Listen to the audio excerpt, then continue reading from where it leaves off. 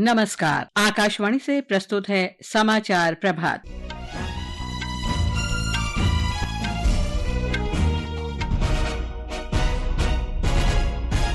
Bharatiya Janata party ने party के 2 सांसदों द्वारा सर्वोच्च न्यायालय पर की गई टिप्पणियों को खारिज किया।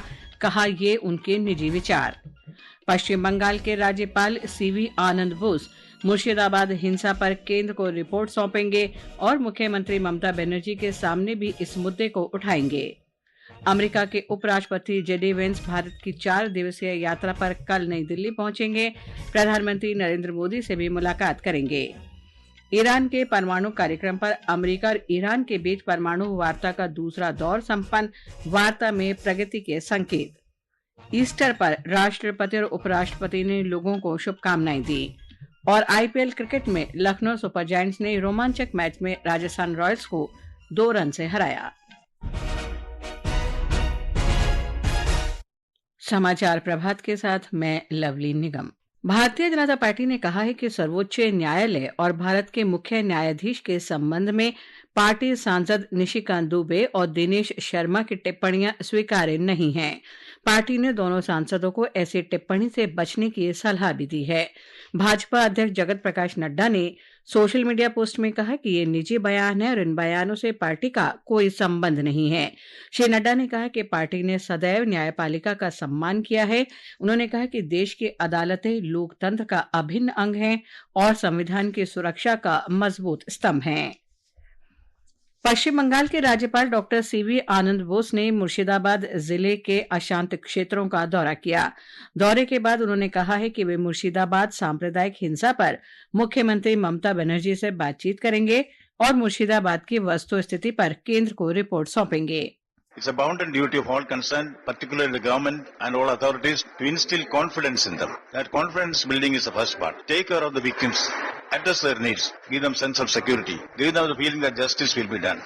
Establish peace by all counts in the villages and other places in Bengal. I will certainly give my reports to the state government and also the central government as the requirement is there. उन्होंने कहा कि उन्हें पीड़ितों पर बर्बर हमलों की जानकारी मिली है जो सभ्य समाज में स्वीकार्य नहीं है। श्री बोस ने यह भी कहा कि केंद्रीय सशस्त्र पुलिस बलों की तैनाती के बाद से अशांत क्षेत्रों की स्थिति में बहुत सुधार हुआ है। अमेरिका के उपराष्ट्रपति जेडी वेंस भारत की 4 दिन की यात्रा पर कल नई दिल्ली पहुंच रहे हैं। यह श्री वेंस की पहली भारत यात्रा होगी। श्री वेंस कल प्रधानमंत्री नरेंद्र मोदी से मुलाकात करेंगे। वे जयपुर और आगरा भी जाएंगे। दोनों देश आपसी संबंधों में प्रगति की समीक्षा करेंगे। दोनों पक्ष प्रधानमंत्री मोदी की अमेरिकी यात्रा के दौरान इस वर्ष 13 फरवरी को जारी भारत अमेरिका संयुक्त बयान पर अमल पर समीक्षा भी करेंगे। दोनों देश आपसी हित के क्षेत्र और वैश्विक मुद्दों पर भी विचार विमर्श करेंगे। इटली की राजधानी रोम में अमेरिका और ईरान के बीच परमाणु वार्ता का दूसरा दौर संपन्न हो गया है। ईरान के विदेश मंत्री अब्बास अरागाची ने कहा कि बातचीत में प्रगति हो रही है और दोनों पक्ष कुछ बातों पर सहमत हुए हैं। अमेरिका में ट्रंप प्रशासन ने भी कहा है कि दोनों पक्षों के बीच अच्छी प्रगति हुई है। वार्ता का पहला दौर पिछले सप्ताह ओमान की राजधानी मस्कत में हुआ था। तीसरे दौर की वार्ता भी 26 अप्रैल को मस्कत में ही होनी है। ये समाचार आकाशवाणी से प्रसारित किए जा रहे हैं। ताजा समाचार जानने के लिए आप हमारे social media handle @AIR news Hindi को फॉलो कर सकते हैं। खुजली झटपट दूर करे वो है जालिम लोशन। वही नाम वही काम, कुछ भी नहीं बदला। चर्म रोगों का दुश्मन जालिम लोशन। समाचार प्रभात में आपका फिर स्वागत है। आज ईस्टर है। मान्यता है कि गुड फ्राइडे पर ईसा मसीह को सलीब पर चढ़ाए जाने के बाद आज ही के दिन उनका पुनर्जन्म हुआ था। आज इस अवसर पर दुनिया भर के गिरजाघरों में विशेष प्रार्थना सभाएं की जा रही हैं। राष्ट्रपति द्रौपदी मुर्मू और उपराष्ट्रपति जगदीप धनखड़ ने लोगों को ईस्टर की शुभकामनाएं दी हैं। राष्ट्रपति ने अपने संदेश में कहा कि ये त्योहार निस्वार्थ प्रेम और सेवा का संदेश देता है। उपराष्ट्रपति जगदीप धनखड़ ने कहा है कि ईस्टर आशा और नएपन का प्रतीक है। मिजोरम में यह त्योहार धार्मिक उत्साह के साथ मनाया जा रहा है।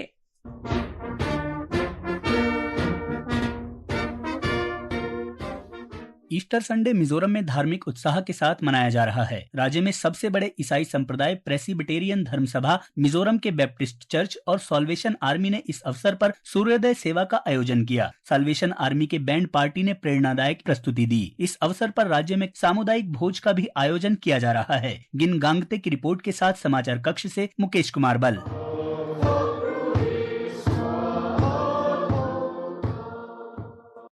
चेन्नई में भी ईस्टर के अवसर पर लोगों में खासा उत्साह देखा जा रहा है। रूस के राष्ट्रपति व्लादिमीर पुतिन ने ईस्टर पर यूक्रेन में 30 घंटे के संघर्ष विराम की घोषणा की है। इस दौरान रूसी सेना कोई सैन्य कार्रवाई नहीं करेगी। श्री पुतिन ने आशा व्यक्त की है कि यूक्रेन भी इसका पालन करेगा। इस बीच यूक्रेन के राष्ट्रपति वोलोदिमीर जेलेंस्की ने कहा है कि यूक्रेन संघर्ष विराम का सम्मान करेगा। प्रधानमंत्री नरेंद्र मोदी 22 अप्रैल को सऊदी अरब की 2 दिन की यात्रा पर जेद्दा जाएंगे। ये पिछले 4 दशक में किसी भारतीय प्रधानमंत्री की जेद्दा की पहली यात्रा होगी। भारत और सऊदी अरब के बीच आर्थिक, रक्षा और सांस्कृतिक सहयोग के क्षेत्रों में मजबूत संबंध हैं। इससे पहले भारतीय प्रधानमंत्रियों की यात्राएं राजधानी रियाद तक सीमित रही हैं। जेद्दा इस्लाम की 2 धार्मिक नगरी मक्का और मदीना का प्रवेश द्वार भी है। श्री मोदी की आगामी यात्रा सऊदी सुल्तान की पहली भारत यात्रा की 70वीं वर्षगांठ के उपलक्ष्य में हो रही है। एक रिपोर्ट।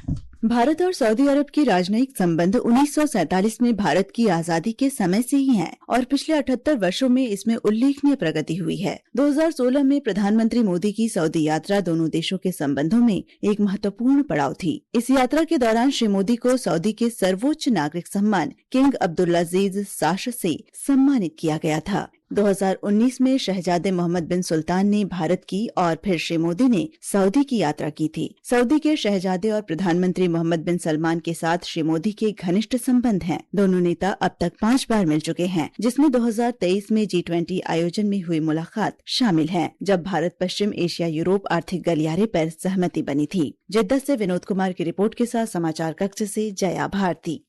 प्रधानमंत्री नरेंद्र मोदी कल नई दिल्ली में 17वें सिविल सेवा दिवस पर लोक सेवकों को संबोधित करेंगे। श्री मोदी लोक प्रशासन में उत्कृष्टता के लिए 16 अधिकारियों को प्रधानमंत्री पुरस्कार भी प्रदान करेंगे। ये पुरस्कार जिलों में समग्र विकास, आकांक्षी प्रखंड कार्यक्रम और नवाचार की श्रेणियों में दिए जाएंगे। वित्त मंत्री निर्मला सीतारामन की अमेरिका और पेरू की यात्रा आज से शुरू हो रही है। वे अमेरिका में सैन फ्रांसिस्को में 2 दिन रुकेंगी और स्टैनफोर्ड विश्वविद्यालय में हूवर इंस्टीट्यूशन में संबोधन देंगी। श्रीमती सीतारामन वाशिंगटन में 22 अप्रैल को अंतर्राष्ट्रीय मुद्रा कोष और विश्व बैंक की बैठकों में हिस्सा लेंगी। श्रीमती सीतारामन 26 अप्रैल को पहली बार पेरू यात्रा पर पहुंचेंगी। भारतीय जनता पार्टी आज से वक्फ सुधार जन जागरण अभियान शुरू कर रही है। इसका उद्देश्य वक्फ संशोधन कानून के फायदों के बारे में लोगों को जागरूक करना है। ये राष्ट्रव्यापी अभियान 5 मई तक जारी रहेगा। इस अभियान के दौरान भाजपा नेता और कार्यकर्ता मुस्लिम समुदाय के लोगों से मुलाकात करेंगे। पार्टी अध्यक्ष जगत प्रकाश नड्डा ने इस महीने की 10 तारीख को नई दिल्ली में पार्टी मुख्यालय में इस अभियान को शुरू किए जाने की घोषणा की थी। श्री नड्डा ने आरोप लगाया कि विपक्षी नेता वोट बैंक की राजनीति के लिए संशोधित कानून के प्रावधानों को लेकर मुसलमानों को गुमराह कर रहे हैं। केंद्रीय विधि और न्याय राज्य मंत्री अर्जुन मेघवाल ने कल पुणे में कानून में AI विषय पर आयोजित एक कानूनी सम्मेलन को संबोधित करते हुए कहा कि न्यायपालिका में AI की बढ़ती भूमिका के बावजूद मानव हस्तक्षेप अनिवार्य बना रहेगा। जब आर्टिफिशियल इंटेलिजेंस सारा काम कर देगा तो हम क्या करेंगे? ह्यूमन एलिमेंट कभी गायब नहीं होगा, उसका अपना रोल रहेगा। ये जो आपकी बॉडी है, जो मैं बनाऊं, तो इसके 4 पार्ट। जब हमारे बॉडी, माइंड, इंटेलेक्ट और सोल मिल जाएंगे, जो काम करेंगे वो आर्टिफिशियल इंटेलिजेंस नहीं कर सकता। अमेरिका में हजारों लोगों ने राष्ट्रपति डोनाल्ड ट्रंप के विरुद्ध प्रदर्शन किए हैं। ये प्रदर्शन अमेरिकी क्रांति के 250वीं वर्षगांठ पर किए गए। ये प्रदर्शन वॉशिंगटन में व्हाइट हाउस के बाहर भी किए गए हैं। प्रदर्शन सामान्यतः शांतिपूर्ण थे, हालांकि कुछ जगहों पर टकराव की भी खबर है। और अब खेल खबरों के साथ हैं मुकेश कुमार। भारतीय निशानेबाज अर्जुन बबूटा ने पेरू के लीमा में विश्व कप निशानेबाजी का रजत पदक जीत लिया है। बबूटा 10 मीटर एयर राइफल के फाइनल में चीन के लिहाओ शेंग से केवल 0.1 अंक से हारकर ऐतिहासिक स्वर्ण पदक जीतने से चूक गए। प्रतियोगिता में भारत की सुरुचि इंदर सिंह ने शानदार प्रदर्शन करते हुए 2 स्वर्ण पदक जीते। उन्होंने महिलाओं की व्यक्तिगत स्पर्धा और सौरभ चौधरी के साथ मिक्स टीम स्पर्धा का स्वर्ण पदक जीता। इधर आईपीएल क्रिकेट में कल रात लखनऊ सुपर जायंट्स ने राजस्थान रॉयल्स को 2 रन से हरा दिया। जीत के लिए 181 रन के लक्ष्य के जवाब में राजस्थान रॉयल्स की टीम 5 विकेट पर 178 रन ही बना सकी। एक अन्य मैच में गुजरात टाइटंस ने दिल्ली कैपिटल्स को 7 विकेट से हरा दिया। गुजरात ने 204 रन का लक्ष्य 20वें ओवर में हासिल कर लिया। प्रतियोगिता में आज चंडीगढ़ में पंजाब किंग्स का मुकाबला रॉयल चैलेंजर्स बेंगलुरु से और मुंबई इंडियंस का सामना चेन्नई सुपर किंग्स से होगा। उधर विश्व स्क्वॉश चैंपियनशिप क्वालिफाइंग स्पर्धा की फाइनल में भारत के वीर चोटरानी और अनाहत सिंह आज मलेशिया के कुआलालंपुर में अपने अपने मुकाबले खेलेंगे। पुरुष वर्ग में चोटरानी का मुकाबला मलेशिया के अमीशन राज चंद्रन से होगा, जबकि महिला वर्ग में अनाहत सिंह का सामना हांगकांग की टोबी त्से से होगा। जम्मू कश्मीर, लद्दाख, गिलगित बाल्टिस्तान और मुजफ्फराबाद के अधिकांश हिस्सों में कल तक हल्की बारिश होने की संभावना है। उत्तराखंड और हिमाचल प्रदेश में भी कल तक तेज हवाओं के साथ मध्यम वर्षा हो सकती है। अरुणाचल प्रदेश, असम और मेघालय में अगले 5 दिन के दौरान तेज बारिश हो सकती है। मौसम विभाग के अनुसार विदर्भ में अगले 3 दिन तक लू की आशंका है। आज मध्य महाराष्ट्र और बुधवार तक गुजरात में गर्म और आर्द्र मौसम का अनुमान है। ये समाचार हमारी वेबसाइट www.newsonair.gov.in और हमारे न्यूज़ ऑन एआईआर ऐप पर भी उपलब्ध हैं। और अब आज के समाचार पत्रों के सुर्खियों के साथ हैं फरहत नाज। धन्यवाद लवलीन। भारत और ब्रिटेन के बीच मुक्त व्यापार समझौते के लिए वार्ता अंतिम चरण की ओर बढ़ने को जनसत्ता ने प्रमुखता से दिया है। पत्र लिखता है, इस वार्ता में द्विपक्षीय एफटीए पर बातचीत जल्द पूरा करने की इच्छा और सकारात्मकता दिखाई दी। गृहमंत्री अमित शाह का ये कहना कि स्वास्थ्य के क्षेत्र में आत्मनिर्भरता जरूरी दैनिक जागरण में है। पत्र में आगे उनके हवाले से लिखा है, आहार की औषधि है को समूचा विश्व स्वीकार कर आगे बढ़ रहा है। देश की सबसे बड़ी इंजीनियरिंग परीक्षा जेईई मेन के परिणाम घोषित होने और टॉपर का ये कहना कि मोबाइल से दूरी यही मेरा सक्सेस मंत्र नवभारत टाइम्स की पहली खबर है। अमेरिका के प्रतिस्पर्धी बाजारों में पसंदीदा विकल्प बन रही हैं भारतीय ताजे फल। हरी भूमि की खबर है। पत्र के अनुसार पहली बार समुद्र के रास्ते अमेरिका जा पहुंची 12.5 टन अनार के खेप। हिंदुस्तान ने इस दिलचस्प खबर को सचित्र दिया है कि रोबोट पहली बार इंसानों के साथ 21 किलोमीटर मैराथन में दौड़े। पत्र कहता है, पेइचिंग में आयोजित हाफ मैराथन में यह अनोखा नजारा देखने को मिला। दैनिक भास्कर की सुर्खी है, रोबोट के साथ हुई दौड़ में इंसान की जीत। सियाचिन ग्लेशियर में तैनात सैनिक भी अब मोबाइल नेटवर्क में शीर्षक से राष्ट्रीय सहारा लिखता है, सेना ने गलवान सियाचिन ग्लेशियर सहित पूरे लद्दाख में मोबाइल संपर्क की सुविधा प्रदान की है और अब दुनिया के कुछ सबसे दुर्गम इलाकों में तैनात सैनिक अपने प्रियजनों से संपर्क में बने रह सकते हैं। दैनिक भास्कर की विशेष खबर है, देश के 50 से अधिक स्टार्टअप इस बात पर कर रहे हैं काम, करियर से लेकर भविष्य की बीमारी तक के राज का पता चल सके। पत्र के अनुसार डीएनए स्क्रीनिंग के जरिए भविष्य के गर्त में छिपे शरीर के रहस्य जानने पर तेजी से काम हो रहा है। धन्यवाद फरहत। और अंत में मुख्य समाचार एक बार फिर।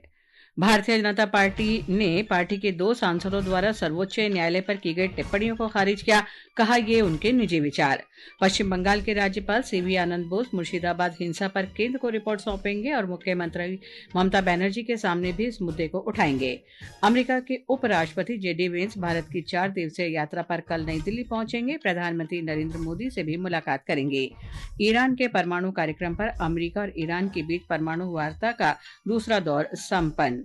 वार्ता में प्रगति के संकेत। ईस्टर पर राष्ट्रपति और उपराष्ट्रपति ने लोगों को शुभकामनाएं दी।